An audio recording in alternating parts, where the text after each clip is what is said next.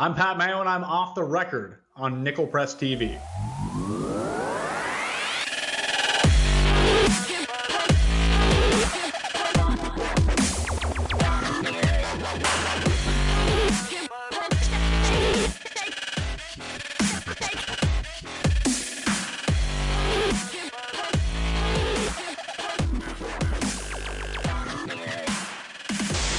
All right, well, thanks for stopping by. This is indeed Off the Record. I'm your host, Andy Singleton.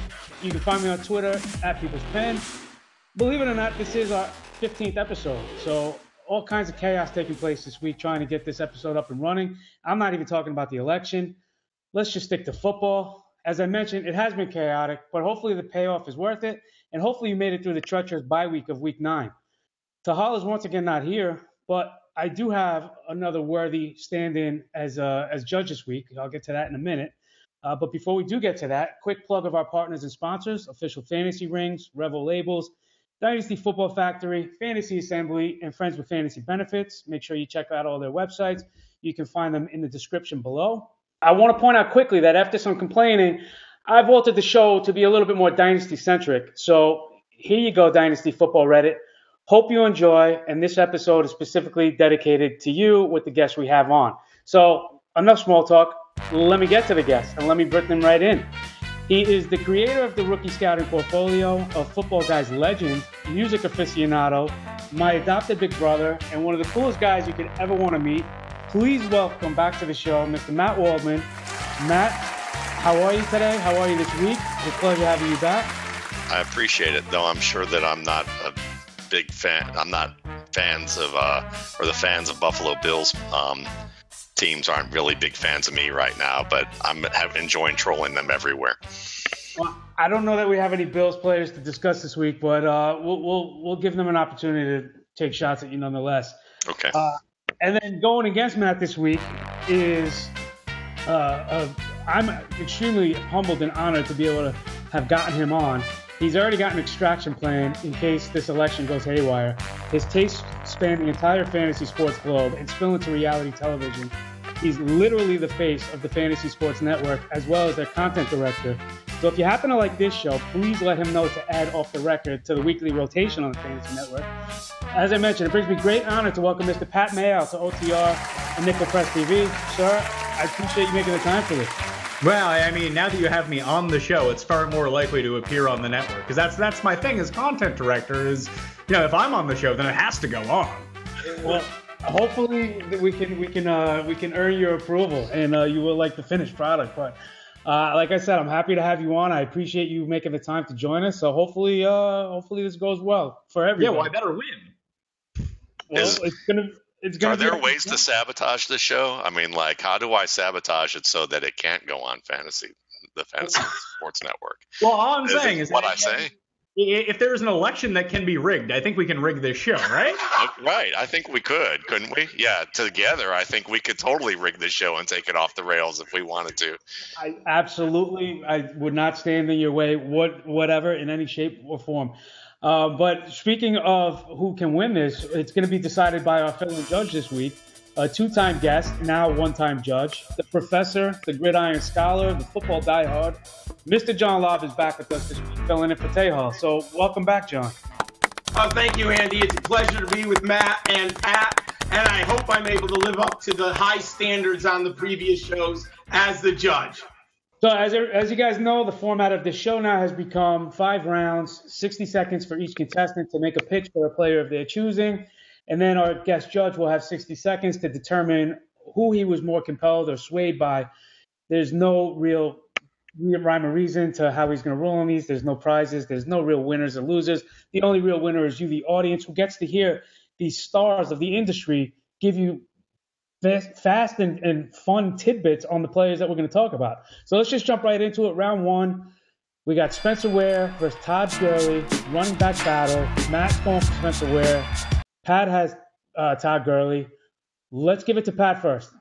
All right, well, I'm with Matt this week. If Ware's playing, then you want to go with Ware. But the way that I look at it, and the reason that I like Todd Gurley so much is The Rams have a particularly easy playoff schedule, weeks 14 through 16. They get Atlanta. Seattle's a bit tough. Then they get San Francisco in week 16. And the best part about Gurley right now, especially going against the Jets this week, is he's probably bound to have another crappy performance, bringing his value to an all-time low. I'm not telling you that Todd Gurley is going to be a top 5 running back by the end of the season, but over that 3-week period, when you need him the most in the fantasy playoffs, Todd Gurley is going to be a top 10 running back, probably somewhere between 7 and 12, an RB1 for sure. And if he has another bad week against the Jets, his value will be so low, you can probably get him for, an Andrew Luck type, as weirdly as that sounds. Although you never want to trade running backs for quarterbacks, people will make that deal because they're so upset with how poorly he's performed. But even though he's been bad and no 100-yard games yet, he's still getting all the touches between the 20s, all the goal line work, and he's actually improved in the passing game. So as a buy low for the fantasy playoffs, if you're going to make it, Todd Gurley's a guy you got to go get. All right. And it's amazing to me that Spencer Ware is even in the same conversation, but he actually is. So you like him going forward as well, Mr. Waldman, and what are the reasons why? Well, sure, and I think part of it, you have to look at the Jamal Charles is out of the picture. Charcandrick West didn't perform well last week, and with Ware likely to come back this week against Carolina, and you look at their schedule that includes Tampa, Denver, who's given up a ton of yards to Latavius Murray, who struggled most of the year and has turned in a huge performance. And then when you look at also Atlanta and Oakland, who the right side of the Oakland Raiders line has been the silver and black welcome mat pretty much all season long. You combine that with the fact that Ware is going to be the only game in town, and he is one of the leaders in yards after catch among running backs this season. So he's not only a goal line threat, he's also a threat between the 20s and also inside as a third down option. So consider all those factors, plus that he's one of the best in yards after contact, and he's just one of the all-around best running backs that you can have moving forward in the fantasy world, as well as realistically when you're looking at guys on tape. Okay. So, John, you have Andrew Luck. Player B proposes both Spencer Ware and Todd Gurley to you. You have your choice of one in a trade. Who are you taking after what you just heard? I'm going to take Todd Gurley in this. I got to believe he has some huge games ahead of him. While I love Spencer Ware, he's been great for me this year. I think that what swayed me was the easy playoff schedule, and week 16 against the Saints is absolutely absurd. If I can have Gurley in that game, I probably win my championship. I've got to go with Gurley, and I got to think he turns it around down the stretch here. All right, I will give one to Mayo, but I got to correct you. It was the Niners he mentioned as Even better. 2 16 opponent. But the Saints, hey, who knows? It could be just as good if they were playing New Orleans. Let's move on to round 2, and this is going to be a running back that both of these gentlemen dislike, and we'll try to get out of owning at this point. And I'm going to start with Matt, since he's got to make up the 1-point difference now. He's taking Terrance West as a guy he's trying to get out of being an owner of. And believe it or not, my favorite guy for this past week was Mark Ingram, and Pat's down on him now. So we're going to figure out why that is. So, Matt, Terrance West, what's going on there? Well, I think when you look at Terrance West, you can see that the steady drumbeat all season long, all preseason, has been Kenneth Dixon. And when are they going to use him? When is he going to end up becoming a bigger part of this backfield? And I think that time is coming very soon, because when you look at what they did against Pittsburgh this past weekend, West ran pretty well early on. But he had some huge holes to run through, whereas Kenneth Dixon, when you watched him, he actually had to face situations where he had to make the first man miss or break a tackle behind the line of scrimmage to get the yardage that he earned. He also showed up better as a pass protector, where he saw a great example of him taking on James Harrison, and he got square, he got strong, he did good job with leverage, whereas Ryan Shazier deposited Terrance West almost into the quarterback with his looks. And you've seen the steady improvement with Dixon in terms of his pass pro throughout the season. That's going to get him on the field more. He's a more dynamic player when he's healthy. He shed the knee brace. He just looks like a better player at this stage, whereas Terrance West had a fumble that nearly ended up being ended up getting recovered inside the 5 by the Ravens. He's making more mistakes. I think he's feeling the pressure of Dixon. So either way you look at it, whether it's going to be a committee or whether it's going to be Dixon taking over, I want no part of West. Okay. And conversely, Mark Ingram. Well, I mean, Mark Ingram's the worst. People know that. Just the absolute single worst running back in the NFL. You never want to own him. But if you have the unfortunate fate of having him, well, he's a guy that despite having a big game against San Francisco, because as we talked about with Todd Gurley and facing San Francisco, everyone goes off against San Francisco at this point of the year. But he's been outsnapped by Tim Hightower 2 weeks in a row. That's probably going to remain a committee. So if he has another big game, let's say he gets into the end zone against Denver, sell.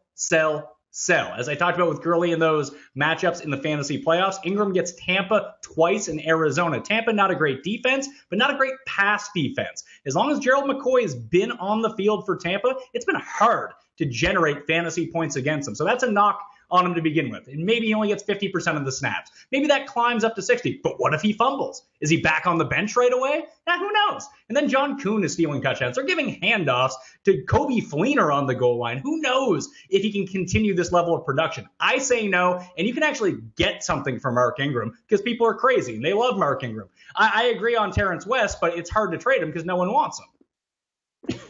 John, you got a tough decision here. This is very hard, and I rode Mark Ingram this weekend in my DFS lineups, and he was amazing. And while I agree for the most part with Pat, I've got to go with Matt on this one. Now, I'm biased. I was on this show a couple weeks ago, and I was all in on Kenneth Dixon. I've loved Kenneth Dixon coming out of Louisiana Tech. I think that Terrance West, we've seen the best of him. I agree he's feeling the pressure. And I like the fact that Dixon is a great pass catcher. They haven't incorporated him yet down the field. I think that's coming. I want to sell West and I want Dixon. So I'm with Matt on this one. All right. Well, that brings us into a 1-1 tie. And round 3 brings us a player that both of our guests are interested in. That's Tyrell Williams. They're both for him. Let's go back to Pat. So, Pat, what's Tyrell Williams doing for you? Yeah, Tyrell Williams is basically a wide receiver 1 when he's not playing Denver. You just go look at his stats. He's finished inside the top 15 each of the 3 of the past 5 games. 2 of those games were against Denver, and he didn't do anything. That wasn't surprising. And when you look at the Chargers schedule down the stretch, it gets simple in a hurry. Cleveland, Oakland, and Carolina in the fantasy playoffs. Tyrell the Gazelle has been amazing so far. He's still dominating in terms of target share. He finally caught a red zone touchdown last week. He had been the player with the most red zone targets in the league without a touchdown. There was positive touchdown regression coming that way. And he's going to provide a safe floor. He's going to average anywhere between 6 and 10 targets a game. The touchdowns are going to follow. He is the number 1 option while Melvin Gordon's been good and still a pretty pass-heavy offense. They run a lot of plays, and Phillip Rivers is still second in pass attempts from inside the 20-yard line. So I see big things from Tyrell Williams. He's a borderline wide receiver 1 the rest of the year, and people don't value him that way. So you could probably rip someone off and get Tyrell on your team for a Jarvis Landry type. I would like to give you a bonus credit because it's the first time I've heard Tyrell the Gazelle, and I'm going with that. I like that. So I'm going to – You got to give Al Zeidenfeld credit for that one. That's all him. Wherever the credit is due, I will give it. Matt, what can you add to Tyrell Williams that might be able to convince people even more so that he is the ad right now that people should be buying? Sure. Well, my new friend Pat talked a lot about the schedule, but let me break it down for you a little bit more about why that schedule is so good and give it to you from more of a play-by-play standpoint. And when you look at teams like Tampa Bay, who are very vulnerable over the middle and up the seams, that matches well with what Tyrell Williams does within the playbook and what they want to do with crossing routes as well as on back shoulder fades that they like to throw to him. And then you look at Carolina, who really doesn't have anybody in the secondary. And when you give up to not only to primary targets like Julio Jones, 300 yards, but also to secondary targets like Taylor Gabriel, you know that a guy like Tyrell Williams is going to wind up getting his share of targets. And it's the way that they use those targets because, again, you've got Tampa, you've got Carolina, Oakland. Again, weak secondary, weak linebacking core. It matches up extremely well with what the San Diego Chargers like to do with their passing game. And while Travis Benjamin stretches the field and you get also more of those rub routes with a guy like Hunter Henry, you have the most versatile player in their passing game right now is Tyrell Williams. And because of that versatility, along with that athletic ability, that's what makes him such a strong target for that passing game. Phillips Rivers makes receivers better. I was all in on Keenan Allen this year. I drafted him in nearly every league. And then when he went down, I had to pick up Tyrell Williams. I've seen almost every snap of him. The kid can play great football. He is a number one. I agree with Pat. He's an awesome skill set of NFL. He can run those crossing routes. I love that. I'm all in. You guys tied. There's no winner on this one. Age before beauty. And obviously Matt Forte is an old guy for running backs, but I don't really care about that because I think that whole age thing is for flat earthers who think that Christopher Columbus was going to fall over the face of the edge of the earth into dragons and sea monsters. There are exceptions to rules. And when you look at a guy like Matt Forte and the way that he's playing, some people will look at yards per carry and say that he hasn't played all that well, even though his fantasy ranking has been strong. But you have to understand that he's been missing two good offensive linemen for the Jets for ever since that Buffalo game. One of them in Mangold has been hurt, either playing hurt or he ended up missing time. Giacomo just came back. So you're going to have a healthier offensive line.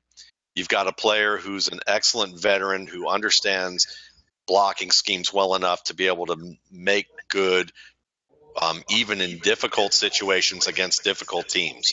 He's done that even far back when he was playing at Tulane and playing teams that, that their defensive backs could out-bench press the offensive lineman that he had in front of him. And that's a fact. I mean, when he played LSU, that actually was the case, that they had two players that could actually compete in the weight room with the rest of the LSU team, and he still performed well.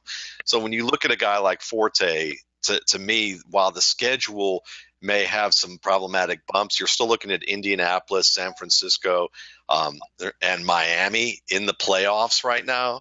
And that's a tough combination to pass up. And with the number of carries that he's getting, I mean, Bilal Powell, the carries he gets are draw plays. They're easy plays that are in passing situations where, of course, he's going to get good yardage. And he doesn't get enough carries, and he's not going to get enough carries if Forte's the guy that they're going to be continuing to hand the ball to. And that's been the case really all year long. The Bilal Powell threat has been mostly a smokescreen all year long, and I think it's going to continue to be. It all depends on what you think of the Jets. So right now by DVOA, they're a bottom 5 team. If you think that they can end up being favorites and win some of these games towards the end of the year, Matt is right. Matt Forte is going to be excellent. But the Bilal Powell threat is real when they are losing in games and they end up with him on the field. When we see the Matt Forte giant snap count games where he's 4-1 over Bilal Powell, it's all games they win. And he ends up rushing for 3 touchdowns. If that's not the case, it's closer to a 50-50 split than a lot of people think. So with Bilal Powell, I don't think that Powell is great, that he's going to eat into all the touches. But if he's just on the field, that is less opportunity for Matt Forte to get through. I don't think the Jets are a great team. Even with their offensive line improving, I don't think that Matt Forte is going to be a top 10 option the rest of the season. He's probably a top 20 option, but more towards that 15 to 20 range than up towards that 12, 10, 8 range. So if you can sell Matt Forte after a couple good games for a better player, a better running back, maybe even someone like Todd Gurley after they square off and Forte has a much better game than Todd Gurley in week 10, just make that swap right through, I think you're looking a lot better and you've maximized the asset that you have on your hands, because even though he does get San Francisco in the playoffs, I'm not sold on the New England matchup in week 16. I'm not even really sold on the Miami matchup in week 5. He has to score a touchdown, and I'm just not seeing it as a guy I want to trust week to week. All right, so John, after hearing both arguments, do you want Matt Forte or do you not want Matt Forte? This is an interesting conundrum because I do not believe in the Jets, but I do believe in Matt Forte. And the question is here, in my opinion, do you believe that Forte will be the lead back and be productive? while Powell is a nice backup, I just think for the rest of the year, the Jets will ride Forte. They have no reason to keep him healthy for the future. I like Forte for the rest of the year. Give him 25 touches. If the wheels fall off, the Jets don't care next year. Draft the youngster in the draft. I like Forte the rest of the year. I'm going with Matt. We normally do 5 rounds. I cut it to 4 this week so I can get a bonus question in, a couple of dynasty gems that each of these guys likes going forward that maybe you should be trying to acquire because they like what they're doing currently and they like what they're going to be doing in the future. I'm going to keep it with you first, Pat. And Hunter Henry has been kind of a revelation. Do you think this is sustainable? Yeah, I do. And from what we saw earlier in the season when he was actually good, not only playing around 50% of the snaps, which he was when Gates returned to full health, Hunter Henry is in a great spot. It looks like Antonio Gates is eventually going to retire. So let's say Antonio Gates is taken out of the equation. Hunter Henry is a lock for being a top 10 tight end. He's going to get the volume. He's going to get the target share. He's that red zone presence that the San Diego Chargers need. For the rest of the season, it probably is the Gates show. They're going to try to get him and Phillip Rivers to that tight end touchdown record because they're not going to be in the playoff mix, which they still can be, but probably won't be. That's just something to pin up in the locker room and say, hey, Gates, we're going to get you to the number. You can ride off into the sunset. It'll all be good. Next season, Hunter Henry has a chance to break into that upper echelon of tight ends. Rookie tight ends aren't supposed to be this good, and he has been this good, which is frankly somewhat stunning. Did you really say that Antonio Gates may one day retire? Maybe retire. All right. And Matt, you are fond of Bowling Green alum Roger Lewis, who's now in New York with the Giants. He's somebody that I was very high on. All this guy does is catch touchdowns. He has, I think, on the season, 5 targets, 3 receptions, and 2 touchdowns, or something crazy like that. What I liked about Roger Lewis, I'm actually digging deeper here with this particular player, and I just thought I would pick someone that would be in for deeper leagues. And the thing about Roger Lewis that I've always liked is his knack for getting separation, despite the fact that he doesn't have great time speed. Guys who man the stopwatch don't drool over this guy. But at the same time, he has consistently figured out how to separate from tight coverage off the line, and he runs good vertical routes in terms of learning how to bait safeties, even on the touchdown to this weekend. While it was a blown coverage in one respect, he actually baited one of the defenders with a nice head fake to be able to get open. The fact that he's gotten enough trust that even with Victor Cruz, when he was healthy, he was able to get on the field and see meaningful targets from a guy like Eli Manning. And I think that when Victor Cruz ends up retiring or moving on, or they part ways with him, you're going to see a guy like Roger Lewis be able to work on the outside and thrive fairly well with Shepard on the inside. So I think that this offense has enough room to promote 3 receivers and be productive with 3 receivers. I know John from his former DFS lineups in college had a lot of Roger Lewis and a lot of Hunter Henry in those lineups, so I know you're a fan of all of them. Talk about running backs. Would you prioritize any of these 3 slow starters who are starting to catch a little buzz in C.J. Prosise, Kenneth Dixon, and Paul Perkins? Without question, I alluded to it before. I'm a big Kenneth Dixon fan. I think he can do everything on the football field. He's going to be a very good NFL back. Once the Ravens incorporate and just give him 20 touches a game, I'll think he'll be highly productive. Then I would go with Prosise. I think Prosise has great hands, good route runner. I'm not convinced that he can run between the tackles. I don't know if he has a nuance of the game down from the backfield yet. And I do like Perkins, but I think he's a little limited in size. And I don't know where the Giants, when they're really going to give him the role that he deserves in that backfield. I'd probably roll out Prosise if I was playing in PPR leagues. Dixon, if not. I just look at the schedule for the Giants for the rest of the year, and while Perkins might end up as the lead guy by the end of the year, he may not just do anything with it. So Prosise seems like the best floor guy if you play in a deeper PPR league, at least for the rest of this season. Yeah, I'm on the Dixon train. I like Prosise too, and I agree with Pat, and I know the guy who's coached Prosise. pre-draft as well as during training camp in Chad Span, and I know that they're working pretty hard on getting him to understand blocking schemes, and I think he's shown some pretty good things thus far. But there's enough competition in that backfield that I would prefer Dixon, who I think is on the way up. And what I saw him do that I talked about earlier, breaking tackles behind the line of scrimmage, making the first man miss, finding the right crease and being able to pass pro and catch out of the backfield, all those things make me feel good about him as a stretch run player.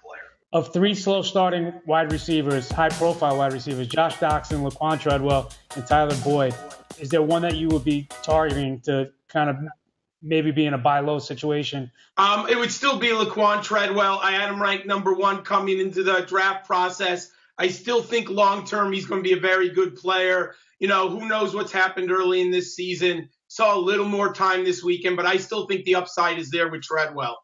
Yeah, I like Josh Doctson for Dynasty leagues. I just think you're going to see that situation in Washington open up for him. And eventually, especially if Jordan Reed can actually stay healthy, it provides him a nice 1-2 combo because he should be able to surpass Deshaun Jackson and the aging Pierre Garçon. Those guys might even be there by this time next year. And once he gets over this Achilles problem, comes back fresh for 2017, Doxson's looking like a guy that could really break into the upper echelon of receivers, at least from my point of view. He seems to have all the skill sets. That offense stays somewhat consistent. I mean, I don't love Kirk Cousins, but he's good at getting people the ball. So Josh Doctson, for me, would be the best of those 3. I would be targeting 2 of them, and certainly I think Pat made great points about Josh Doctson, and I agree with him 100% about what he said. And I'm not as worried about the Achilles injury, but if I were to give injury kind of a tipping point type of issue, for me to make a decision, I'd go with Treadwell. And I think that, you know, one of the things that I'll highlight about Treadwell is that Norv Turner is a stickler for his receivers understanding all the routes in the route tree. And that doesn't mean that Treadwell didn't understand how to run all the routes. It meant that Treadwell didn't understand how to make the decisions he needed to make at the line of scrimmage to read the defense based on what the offense wanted him to do, so that he could be on the same page with his quarterback. And then when Teddy Bridgewater went down, what ends up happening is that Norv Turner had to compromise and work with Sam Bradford and incorporate elements of that offense, which meant that Treadwell would have had to adjust again, and he was already second-guessing some of the pre-snap adjustments that he'd have to make in training camp that slowed him down. And I think that we'll see a guy who's going to see more and more time, and they're going to try and cater to him. And I think long-term, you're going to get a Michael Irvin type of player, and I don't say that lightly. I hope you learned. I hope you laughed. I hope you were enlightened. We were talking a lot about trades. That's because trade deadlines are coming up this week or next. Around the horn again. Matt, can you tell everybody how they can find you on Twitter and anything you'd like to plug at the moment? Sure. You can find me at Matt Waldman on Twitter. I'm also available at footballguys.com, where I write a few columns a week, including the gut check and the top 10 and the best of. And you can find my blog at mattwaldmanrsp.com. And I got to give it to Pat. Pat won this, even though we got a little bit of Judge in there. I think I just paid off John a little bit on that end. And the Seahawks won this week, so I'm okay with that. I can live with that. Gridiron Skull 91, and I'm a contributor weekly to the Football Diehards, and I have a podcast, DFS Dudes, every week that's available on Thursday evenings. All right, excellent. And then finally, when I don't think there are any winners or losers on this show, but when the other contestant is bowing down, I will let you close things out this week, Mr. Mayo. Thank you again for joining us. And how can everybody find you? Yeah, see, I think Matt is just being a bit too gracious here. It's just because I tried to slip John Canadian money instead of American money. Totally forgot it's worth it. That's on me. But everyone can follow me at the PME on Twitter. I have a daily video show on the FNTSY Sports Network.